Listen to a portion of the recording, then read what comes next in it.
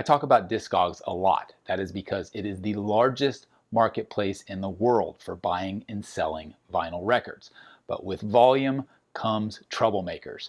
We will discuss how to avoid getting scammed or screwed buying records on Discogs in this episode, Talking About Records.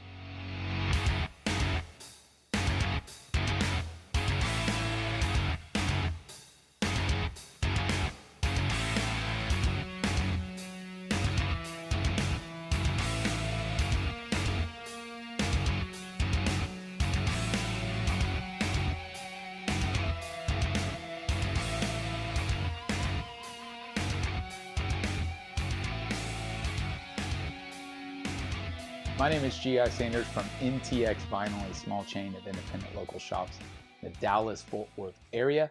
If you're local, of course, you can visit one of those locations. If you're not local, but you are in the U.S., you can shop with us online anytime. In fact, I have a curated list of albums I'd love to recommend, stuff that I'm listening to on a frequent basis. You can find that at ntxvinyl.com/GI.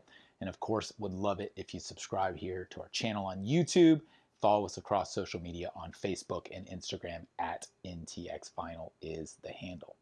Let's talk about Discogs again. I do a lot of videos about Discogs, and that's because it is an essential tool, in my opinion. It's not the only tool. There are plenty of other apps and ways that you can catalog and research your collections.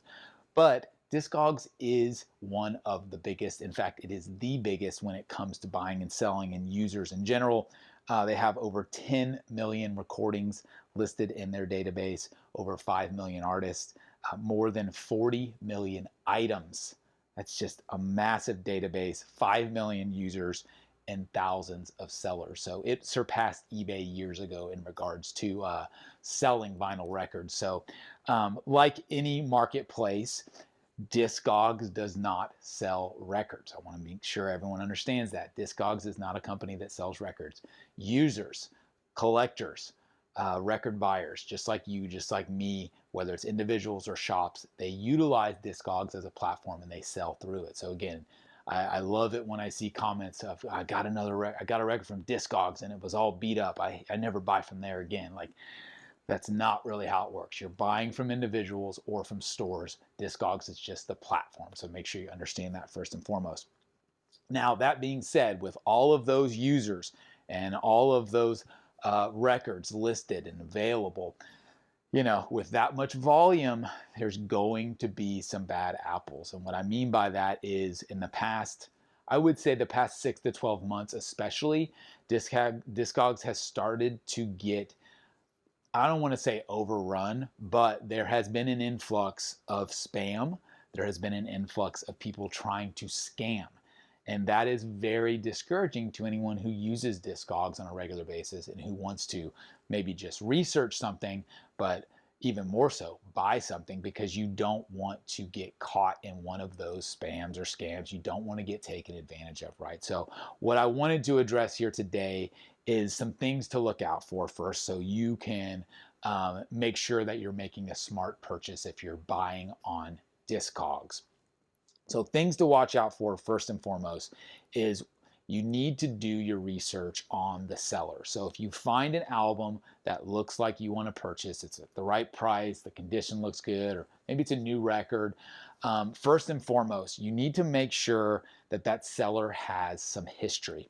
Now, if you're using the desktop app and you're actually looking at albums available, it'll actually say new seller. Now, I don't know what new means. I don't know if that means they've been on the platform for a month and if there's some sort of time period, or if they need to actually make a certain number of transactions before that new seller label has been removed. But that's kind of the biggest red flag out of them all, is someone who just joined the platform and started selling. So be careful with that.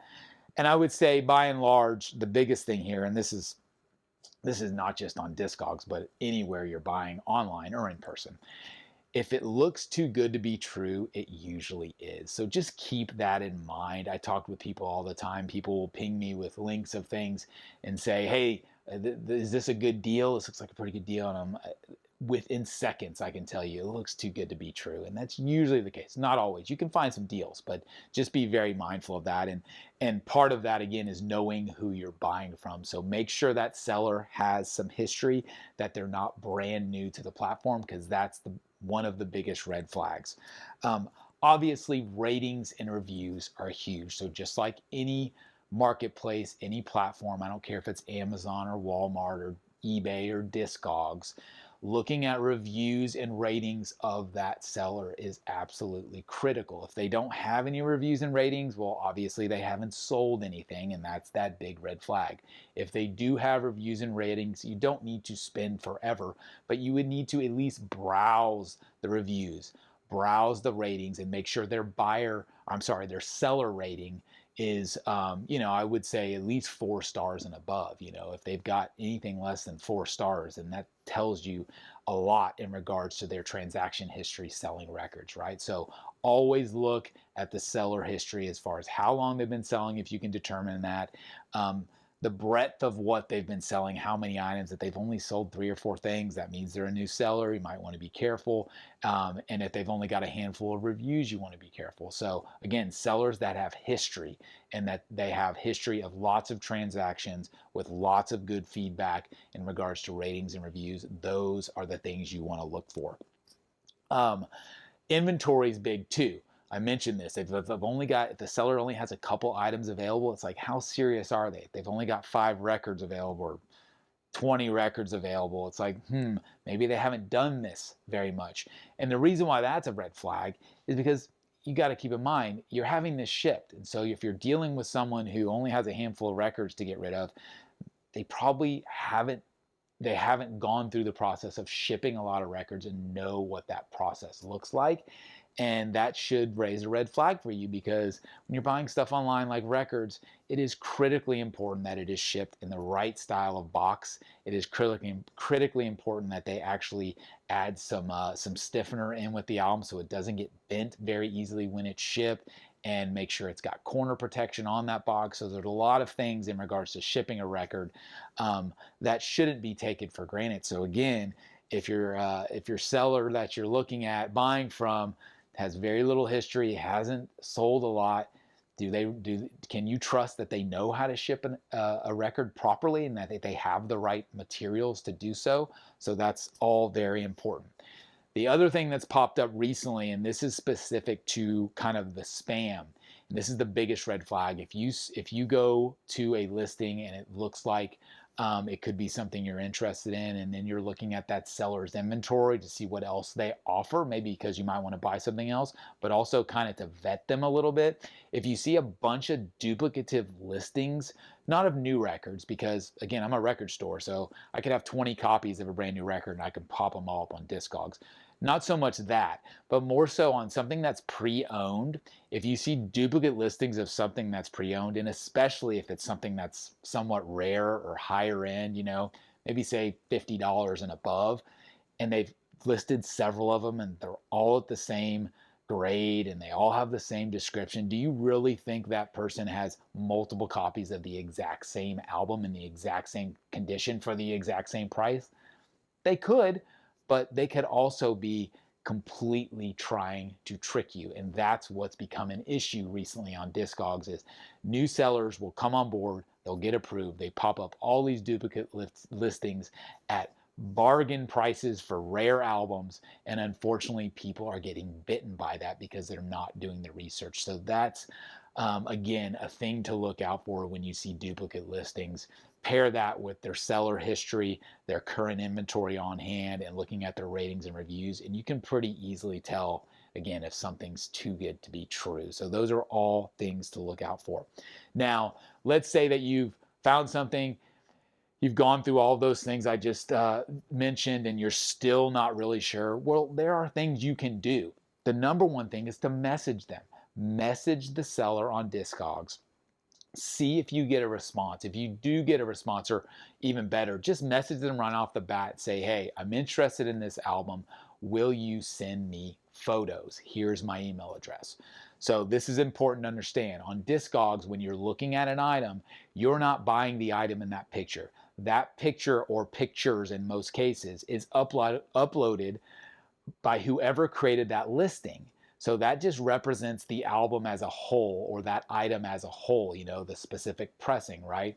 But that's not the one you're buying.